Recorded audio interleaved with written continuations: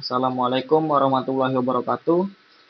Di sini saya akan menjelaskan tentang apa itu mekatronika, baik dari pengertian, lalu fungsi-fungsi dari mekatronika, lalu juga ada komponen-komponen yang ada di dalam mekatronika, dan juga yang terakhir yaitu bagaimana penerapan mekatronika di dalam kehidupan sehari-hari maupun di industri.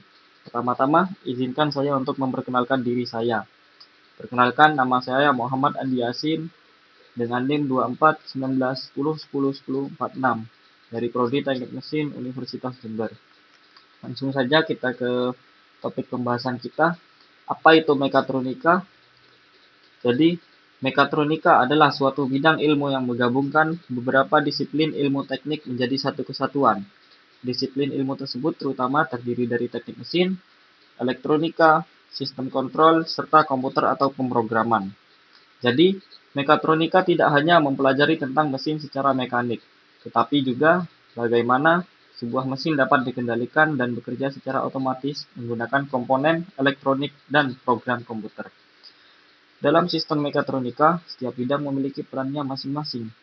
Teknik mesin digunakan untuk membuat dan merancang bagian mekaniknya. Elektronika digunakan untuk mengatur sistem kelistrikan, sensor digunakan untuk mendeteksi kondisi tertentu, sedangkan sistem kontrol dan pemrograman digunakan untuk mengolah informasi dan memberikan perintah kepada mesin. Tujuan utama dari penerapan mekatronika adalah menghasilkan suatu sistem yang dapat bekerja dengan lebih otomatis, cepat, tepat, dan efisien. Contoh sederhananya yaitu seperti pintu otomatis, mesin cuci otomatis, robot industri, mesin CNC, dan sistem pengereman ABS pada kendaraan. Lanjut, fungsi mekatronika.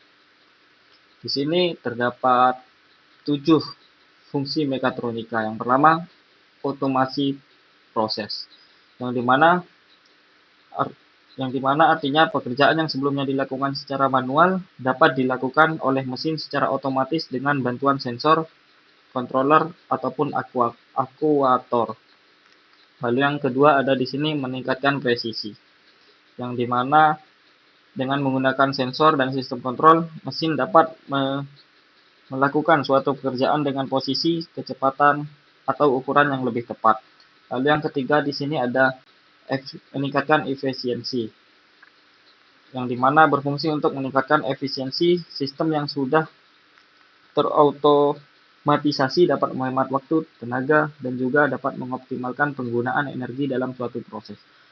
Lalu yang keempat di sini mengontrol sistem dan mesin, yang dimana berfungsi untuk mengontrol sistem dan mesin. Sistem kontrol dapat menerima informasi dari sensor, kemudian mengolah informasi tersebut dan memberikan perintah kepada akuator agar mesin bekerja sesuai dengan yang diinginkan. Dan yang kelima di sini ada meningkatkan keamanan, yang dimana fungsinya untuk meningkatkan keamanan itu sendiri. Sensor dapat mendeteksi kondisi tertentu dan sistem dapat memberikan respon secara otomatis ketika terjadi kondisi yang tidak sesuai atau berbahaya. Lalu yang keenam ada meningkatkan produktivitas, yang dimana mesin yang bekerja secara otomatis dapat melakukan pekerjaan secara terus-menerus dan konsisten, sehingga jumlah dari hasil yang diproduksi dapat meningkat dan tidak akan mengurangi dari hasil tanpa menggunakan mekatronika itu sendiri. Dan yang terakhir di sini ada mengintegrasikan teknologi, yang dimana mekatronika ini sendiri menggabungkan teknik mesin, elektronika, sistem kontrol, dan pemrograman menjadi satu sistem yang saling bekerja sama. Lalu di sini ada komponen-komponen mekatronika. Di sini ada sensor. Sensor sendiri ini fungsinya untuk mendeteksi kondisi atau perubahan dari lingkungan maupun mesin seperti suhu, tekanan, posisi, jarak, dan kecepatan. Data yang didapat dari sensor kemudian dikirim ke controller untuk diproses. Dan yang kedua di sini ada controller. Controller sendiri berfungsi sebagai pusat pengendalian sistem. Komponen ini menerima data dari sensor, kemudian mengolahnya berdasarkan program yang sudah dibuat dan menentukan tindakan yang harus dilakukan. Contohnya seperti microcontroller Arduino atau PLC. Lalu yang ketiga di sini ada akuator, yang dimana fungsinya ini mengubah perintah dari controller menjadi suatu gerakan atau tindakan.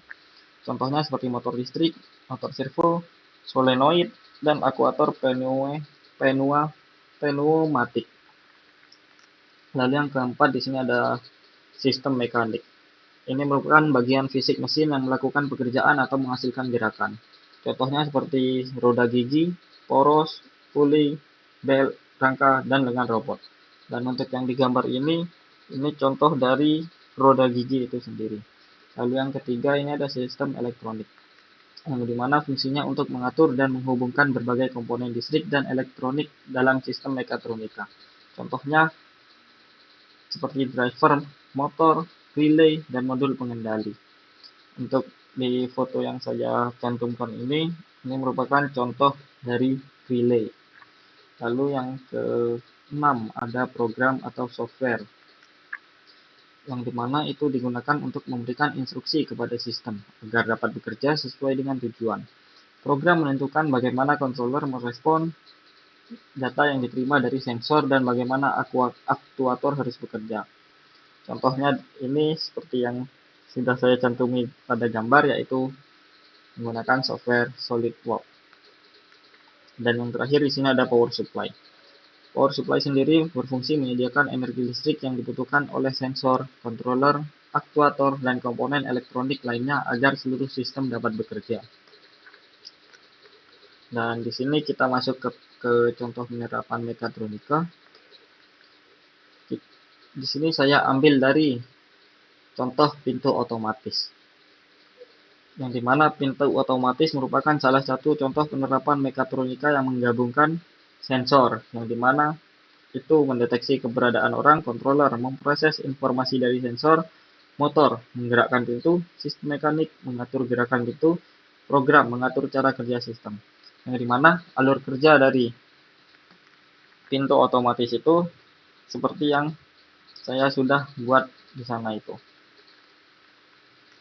Bisa saya contohkan, ketika seorang mendekati pintu, sensor akan mendeteksi keberadaan orang tersebut. Kemudian, informasi dari sensor dikirim ke controller untuk diproses.